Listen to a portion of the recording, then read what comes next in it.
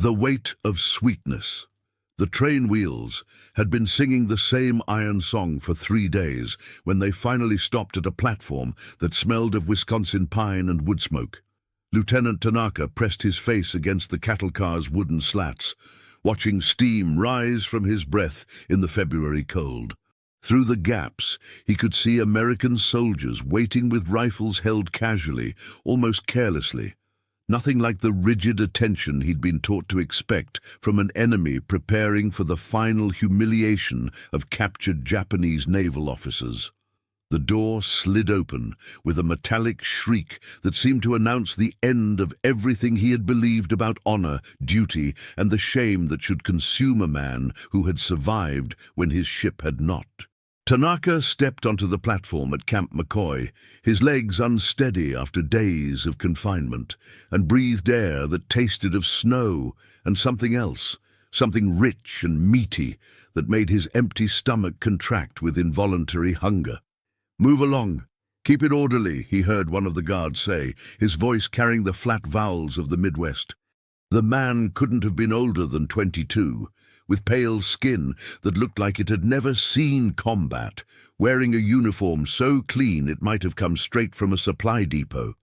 Behind him, Petty Officer Hayashi whispered in Japanese, his voice tight with the kind of controlled rage that had kept them all alive during the weeks since their destroyer went down in the Pacific.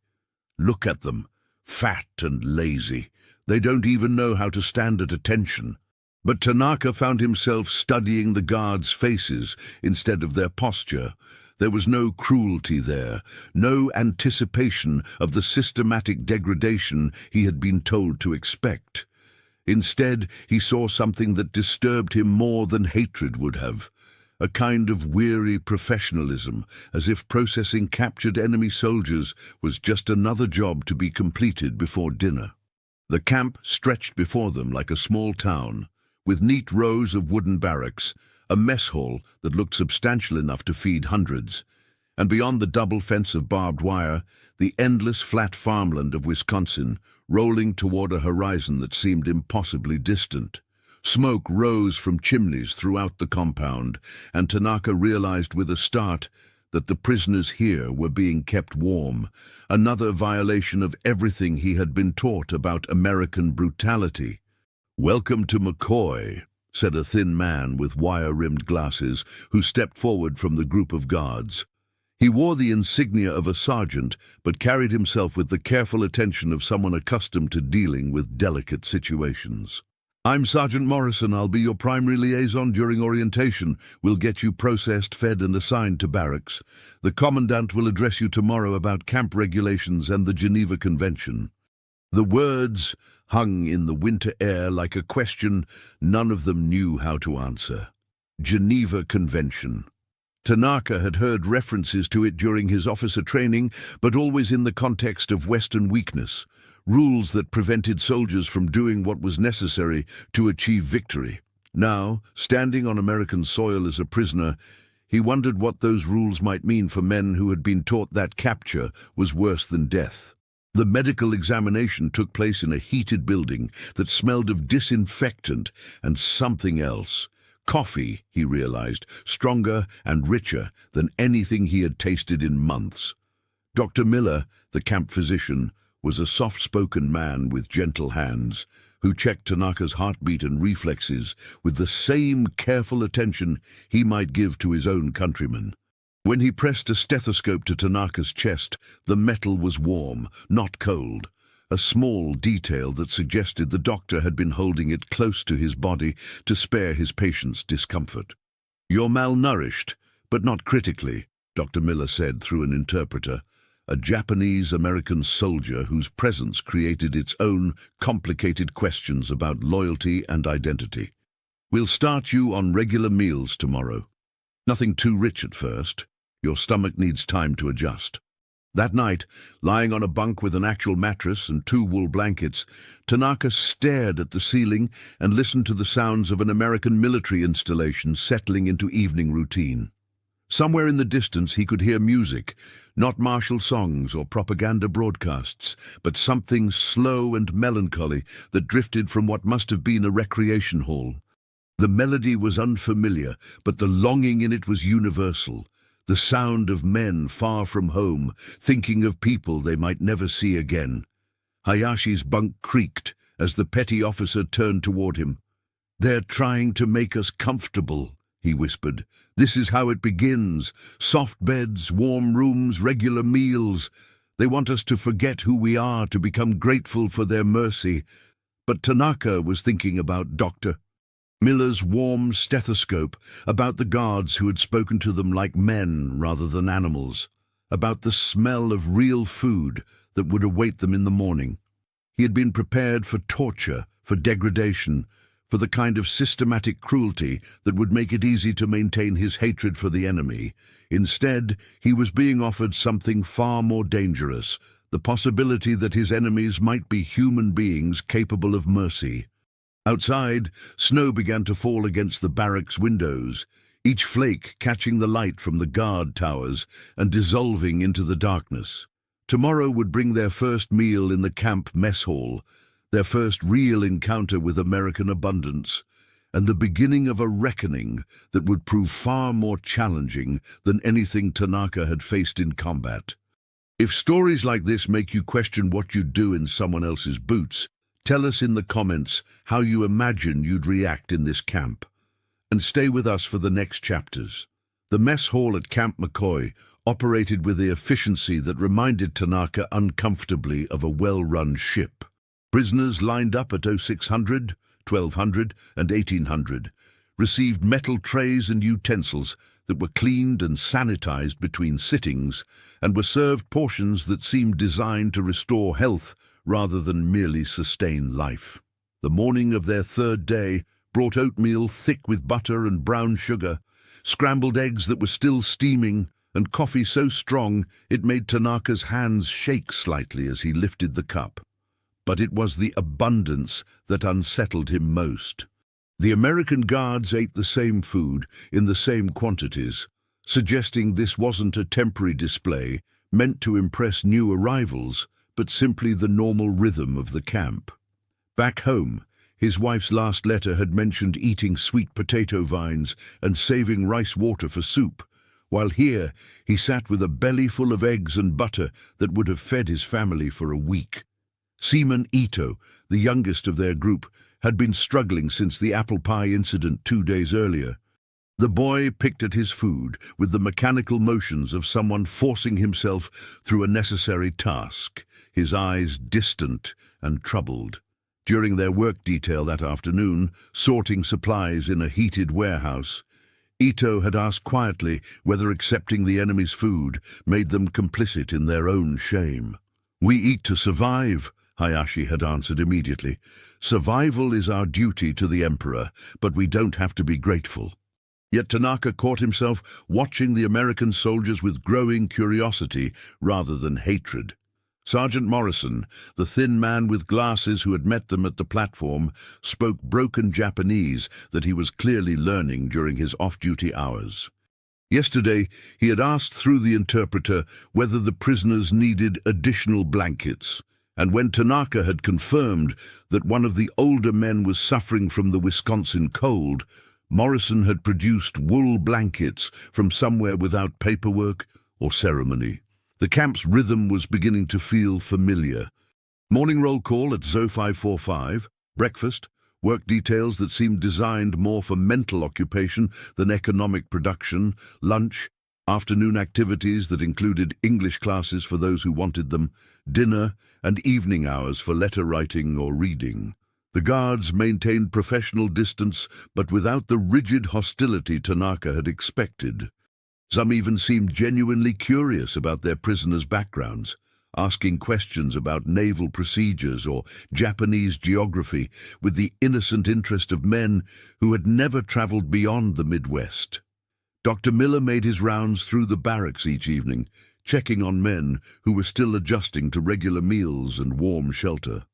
His medical bag always contained small comforts, aspirin for headaches, throat lozenges for coughs, and occasionally a piece of hard candy that he would slip to someone without fanfare. The doctor had a way of examining patients that conveyed competence without authority, as if he saw his role as healing rather than controlling.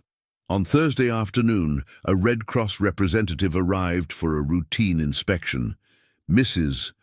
Eleanor Hartwell was a middle-aged woman from Chicago whose clipboard and efficient manner couldn't quite hide a genuine concern for the prisoners' welfare. She interviewed several men through the interpreter, asking questions about medical care, food quality, and treatment by guards that seemed intended to ensure compliance with international standards rather than gather intelligence. "Are you receiving adequate nutrition?" she asked Tanaka during his interview. The question hung in the air like a challenge. Adequate nutrition. Tanaka thought of his pregnant wife rationing rice, of his mother writing about eating grass soup, of the steady hunger that had become normal for everyone he cared about. Here, he was gaining weight on meals that would constitute luxury at home. "Yes," he answered finally. "The food is sufficient." Mrs. Hartwell made a note on her clipboard, but Tanaka sensed she understood the complexity hidden in his careful phrasing.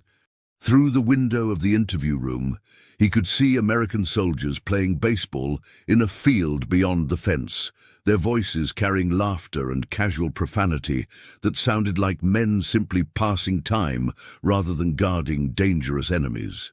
That evening brought news from the Pacific Theater, reports filtering through the camp radio that spoke of continued fighting in the Philippines, of American advances toward the Japanese mainland, of bombing campaigns that were reducing cities to ash.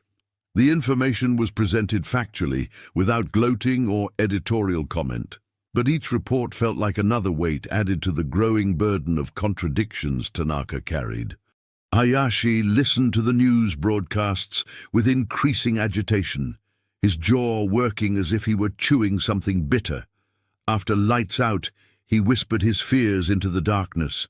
"They're feeding us like cattle before slaughter, making us soft, so we'll be easier to break when they want information." But Tanaka found himself remembering Dr. Miller's gentle hands, Mrs. Hartwell's genuine concern, Sergeant Morrison's painstaking efforts to communicate respect across a language barrier. These didn't feel like calculated manipulations, but rather the actions of people who had been taught that even enemies deserved basic human dignity. The possibility that his captors might be operating from principles rather than strategy was more disturbing than any torture could have been.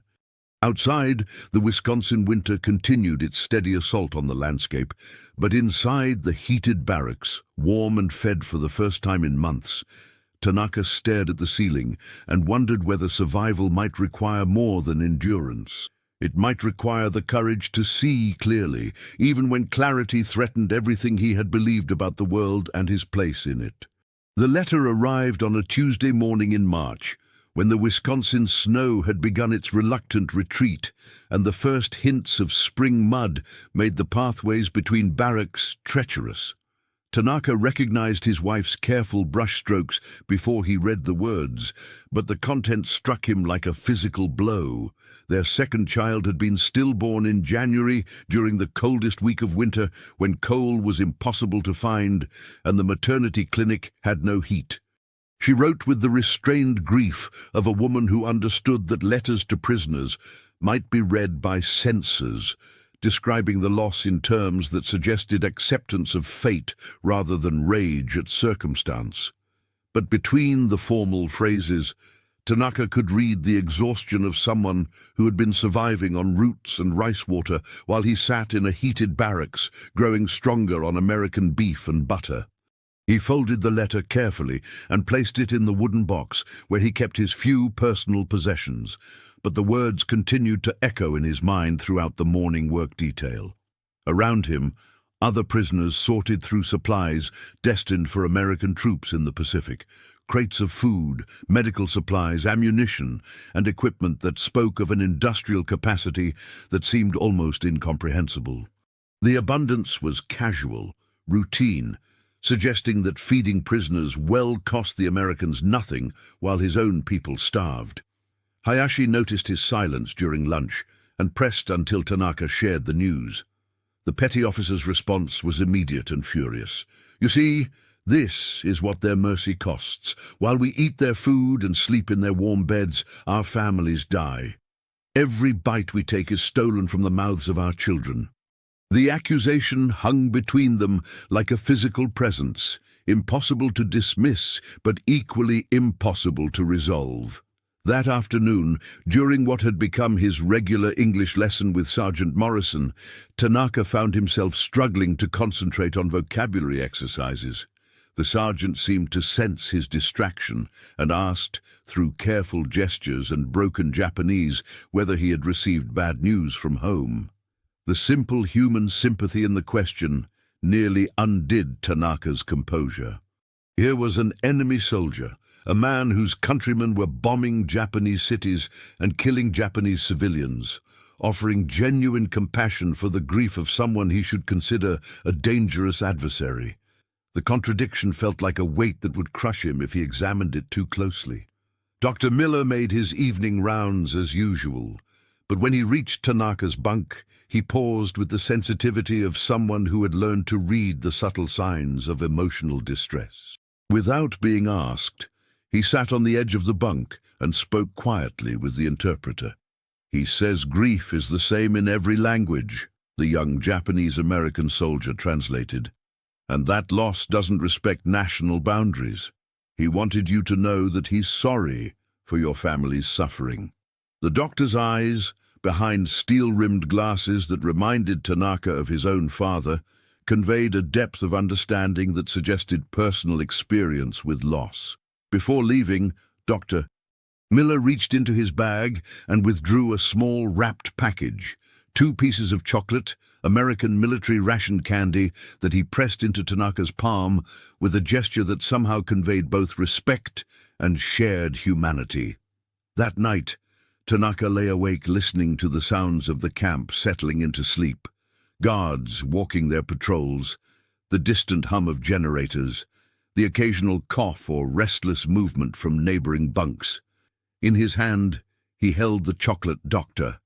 Miller had given him, and the weight of that small gift felt somehow enormous.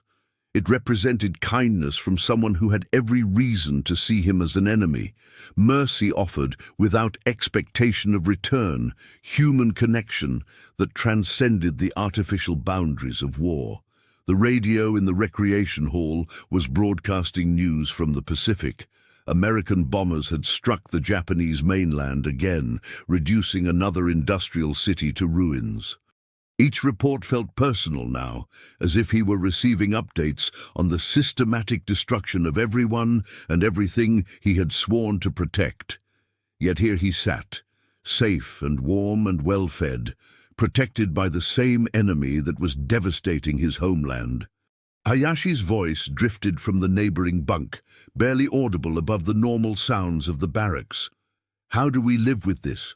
How do we go home and explain that the enemy treated us better than our own country could?" The question had no answer, at least none that preserved the simple certainties that had once made sense of the world. Tanaka closed his eyes and tried to imagine explaining his experience to his wife when the war ended, if it ended, if he survived to return home. How could he describe the warmth of American blankets to a woman who had shivered through winter?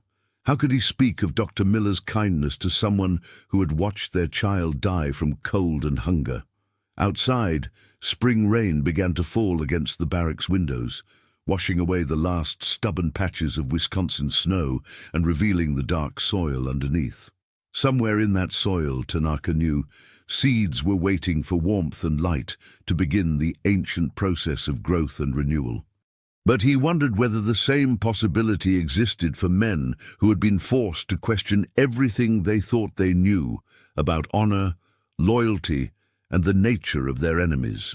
Do you think you'd cling to what you were taught back home, or to what your own eyes see in a place like this? Comment which side you'd lean toward, and share this episode with someone who loves real human stories from history.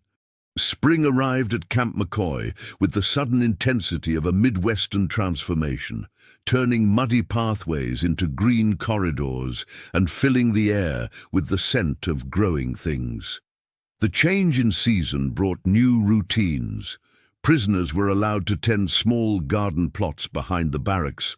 Outdoor work details became more frequent, and the windows in the mess hall stayed open to let in air that no longer carried the bite of winter. It was during one of these outdoor work details that Tanaka first encountered the local farmer's daughter, who would haunt his memories for decades afterward. The prisoners had been assigned to help repair fence lines on a farm adjacent to the camp, work that brought them into contact with civilians who viewed them with curiosity rather than fear. 8-year-old Mary Kowalski appeared at the fence line around mid-morning, clutching a mason jar full of lemonade and watching the Japanese prisoners with the fearless interest of a child who hadn't yet learned to see enemies. Her father, a weathered man whose Polish accent marked him as part of the immigrant community that had settled Wisconsin's farmland, worked alongside the prisoners with the practical acceptance of someone who needed help, bringing in crops regardless of politics. Through gestures and broken English, he showed them the most efficient way to stretch wire and set posts, treating them like temporary farmhands rather than dangerous captives. "Papa says you're sailors," Mary announced during the lunch break, approaching the fence with the directness that only children possess. She held up the mason jar of lemonade and made drinking motions, clearly intending to share. Sergeant Morrison, supervising the detail, hesitated for a moment before nodding his approval. The girl passed the jar through the fence, and Tanaka found himself accepting it with the same ceremonial care he might have shown to a formal diplomatic gift. The lemonade was sweet and tart and cold, tasting of summer afternoons and childhood innocence. When he passed it back, Mary smiled with the satisfaction of someone who had successfully completed an important transaction. That afternoon brought an unexpected medical emergency when one of the older prisoners, overcome by the heat and unaccustomed physical labor, collapsed while setting fence posts. Dr. Miller arrived within minutes, but it was Mary's father who acted first, providing shade and water while speaking to the unconscious man in the gentle tone he might use with an injured animal. The farmer's care was instinctive, immediate, based on human need rather than political calculation. Dr. Miller worked efficiently to stabilize the patient, but Tanaka noticed how the doctor's medical bag had expanded since winter to include items that seemed designed for outdoor emergencies rather than routine care. The physician had clearly been anticipating that spring work details might pose new challenges for men still recovering from malnutrition and months of confinement. His preparation suggested a level of concern for prisoner welfare that went beyond military necessity. Heat exhaustion, Dr. Miller explained through the interpreter once the crisis had passed. "He'll be fine, but we need to be more careful about hydration during outdoor work. I'll make sure water breaks are scheduled every hour." The incident created an unexpected moment of cooperation between American guards, Polish farmers, and Japanese prisoners, men working together to preserve life without regard for the national boundaries that officially made them enemies. Mary watched the entire scene with solemn attention, as if absorbing a lesson about human responsibility that her Sunday school classes had never quite captured. That evening, back in the barracks, the rescued prisoner expressed embarrassment about his weakness, but his shame was immediately challenged by other men who had witnessed the immediate response of their captors to medical crisis. Hayashi, who had been carrying the lemonade jar all afternoon as if it contained something precious, finally spoke what they were all thinking. "The child sees us as men," he said quietly. "Not devils. Not monsters from propaganda posters, just men who were thirsty." The observation hung in the evening air like a question about perception and truth. If an innocent child could see past the artificial categories of war, what did that suggest about the hatred they had been taught to carry? If their captors responded to medical emergencies with the same urgency they would show for their own soldiers, what did that reveal about the nature of their enemy? Tanaka found himself thinking about Mary's lemonade, not just the taste, but the gesture itself. The girl had seen thirsty men and responded with the same instinctive hospitality she might show to any visitor. Her father had supported that decision, suggesting that this family's values prioritized human need over political enmity. Even Sergeant Morrison had allowed the interaction, indicating that the camp's rules were flexible enough to accommodate basic kindness. Later that night, Tanaka wrote a careful letter to his wife, describing his work on the farm, without mentioning the lemonade, the medical emergency, or the growing recognition that their captors possessed moral qualities he had been taught Americans lacked. Some truths were too dangerous to put into writing, too complicated to explain through censored mail, too threatening to beliefs that might be necessary for survival after the war ended. But he kept the taste of that lemonade in his memory like a secret treasure, evidence of a world where enemies could offer kindness without calculation, where children shared what they had with strangers, where farmers and doctors and guards could work together to preserve life simply because life was worth preserving. It was a small revelation, but one that would prove impossible to forget. The hamburger arrived on a metal tray, like a small monument to American excess, accompanied by a glass bottle of Coca-Cola so cold that condensation beaded on its surface like tiny pearls. It was Memorial Day, 1945, and the camp kitchen had prepared what the guards called a traditional American celebration meal for both prisoners and staff, an attempt at cultural sharing that felt both generous and somehow dangerous. Tanaka stared at the assembled meal with the fascination of an anthropologist encountering an alien artifact. The hamburger was enormous by Japanese standards, a thick patty of beef topped with cheese that had begun to melt in the spring heat, nestled between soft bun halves that looked like they had been baked that morning. Beside it sat fried potatoes cut into strips and seasoned with salt, more food than his family would see in a week. But it was the Coca-Cola that held his attention like a hypnotic object. He had heard of the beverage, of course. American soldiers carried it everywhere, and propaganda had described it as a symbol of Western decadence, a sweet poison designed to weaken the moral fiber of anyone who consumed it. Now, holding the cold bottle in his hands, he was struck by how ordinary it seemed, how innocent, just dark liquid in green glass that promised refreshment rather than corruption.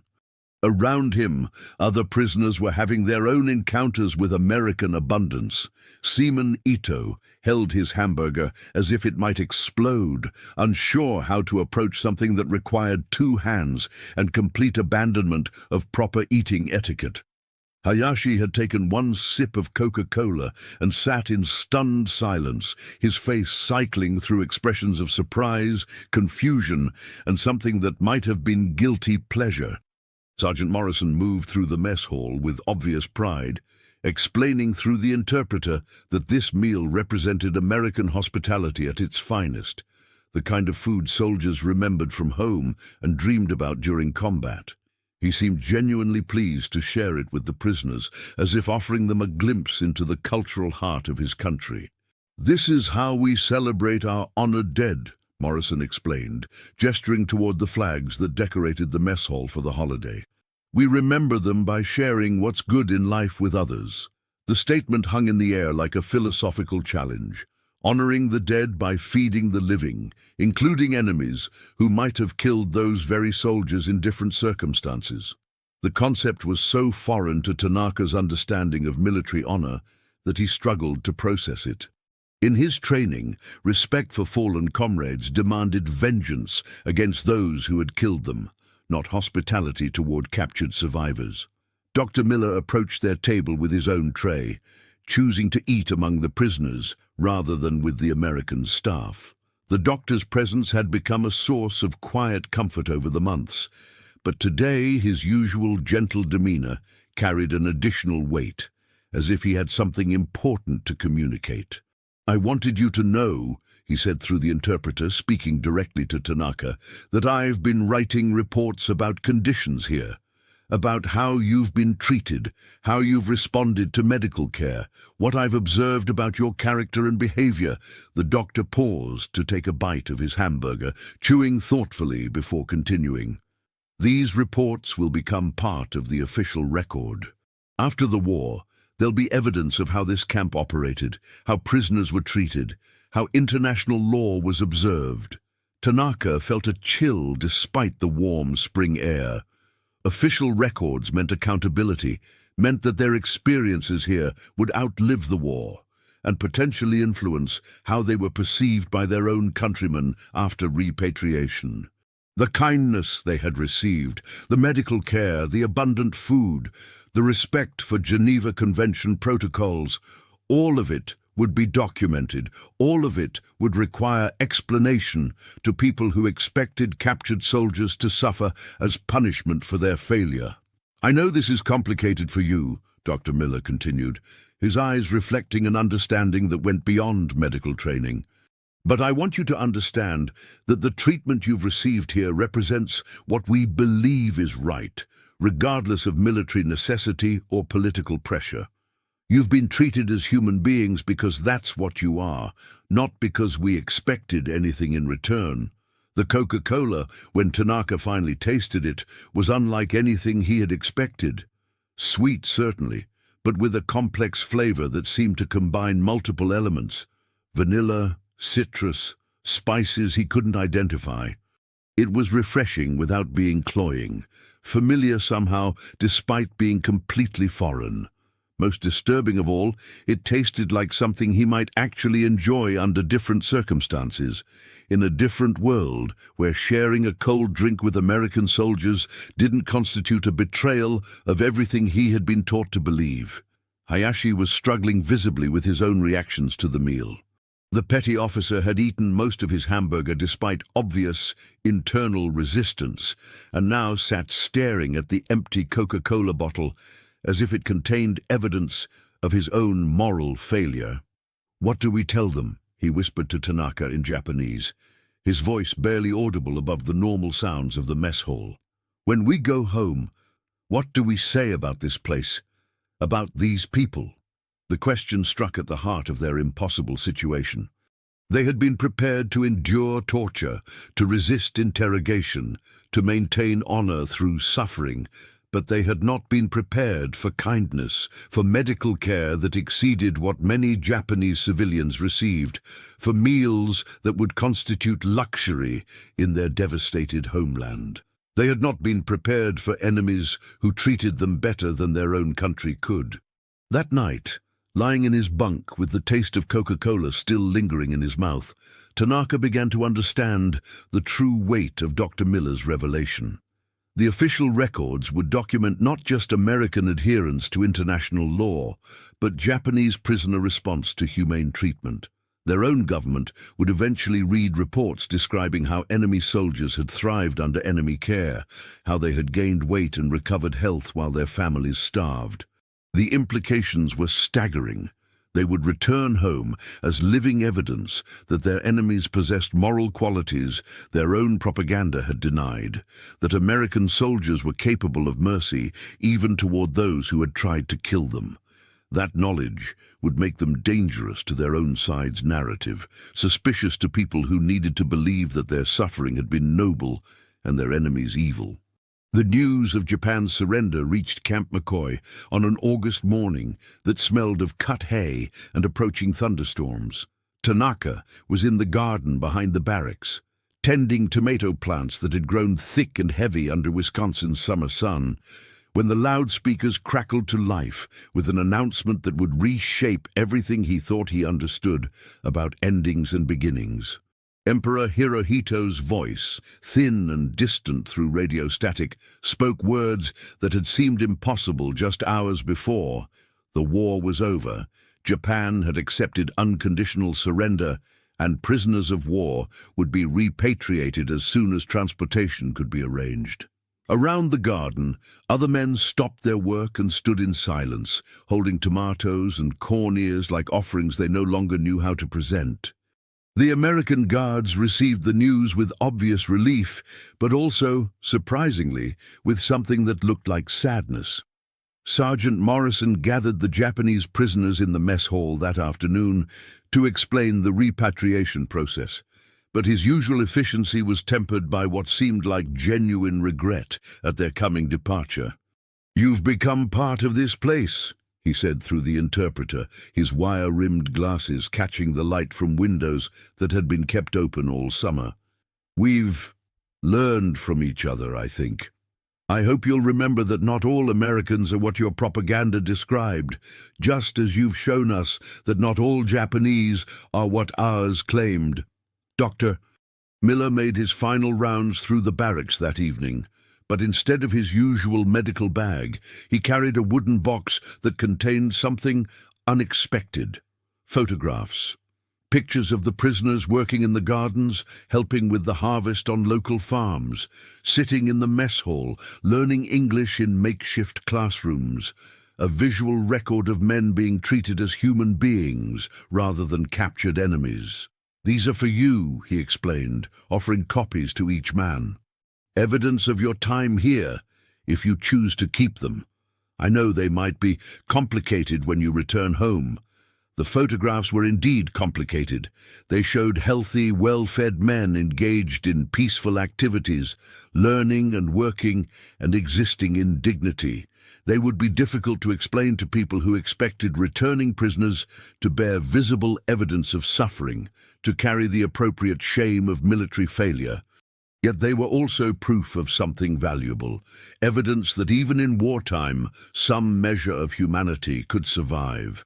The final meal at Camp McCoy was, appropriately, hamburgers and Coca-Cola, served with the same generous portions that had characterized their entire stay.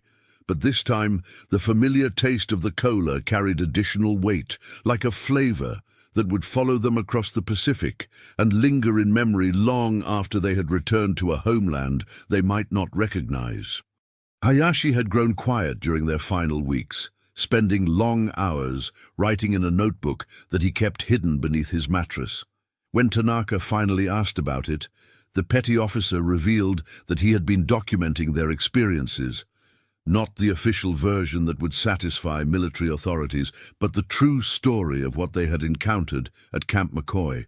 "Someone should know," he said simply. "Not now, maybe not for years.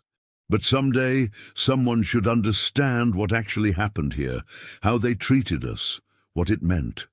The train that carried them to the West Coast for repatriation was the same type of passenger car that had brought them to Wisconsin 18 months earlier, but the men who boarded it were fundamentally different from the broken, malnourished prisoners who had first arrived at the camp. They were stronger, healthier, and carrying knowledge that would prove both valuable and dangerous in the years ahead. During the long journey across the American continent, Tanaka found himself studying the countryside through windows that were no longer barred, watching farms and towns and cities that revealed a nation with resources so vast they could afford to feed their enemies generously while simultaneously fighting a global war. It was a sobering reminder of the miscalculations that had led to their capture, but also evidence of the moral choices that had shaped their treatment. The Pacific crossing took 3 weeks aboard a hospital ship that had been converted for prisoner repatriation. American medical personnel continued to provide care throughout the journey, maintaining the same standards of treatment that had characterized Camp McCoy. But as they approached Japanese waters, the prisoners began preparing themselves for a different kind of reckoning. Japan, in August 1945, was a country Tanaka barely recognized. Cities had been reduced to ash, infrastructure destroyed, civilian population traumatized by months of bombing campaigns that had brought the war directly to their doorstep. The contrast with the abundance they had experienced in Wisconsin was so stark, it felt like traveling between different worlds, different centuries, different conceptions of what human life might be worth.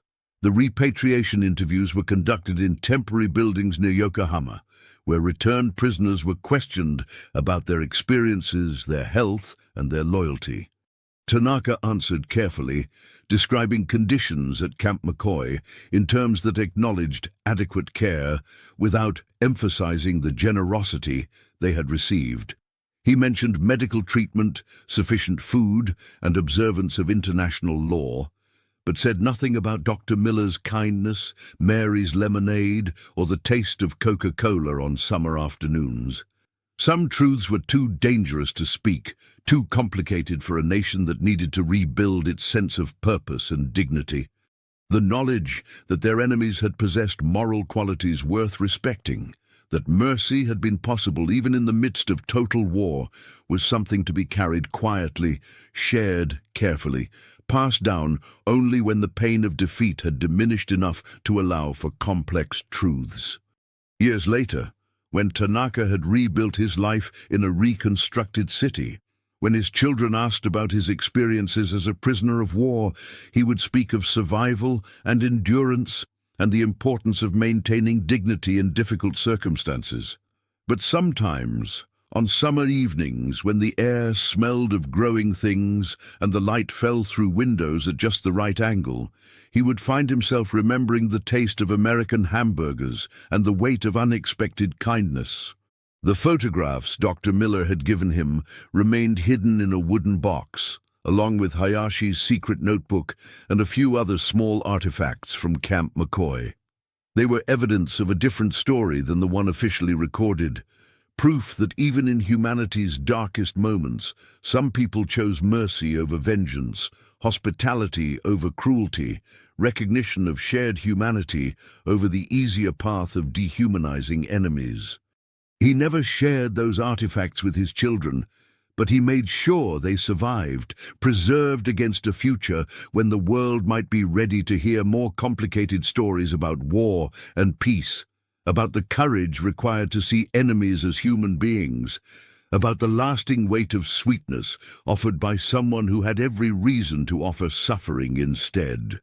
If this story reminded you that even in the darkest times, small acts of humanity still matter, subscribe to the channel, tell us which country you watch from, and invite someone to revisit history with us in the next story.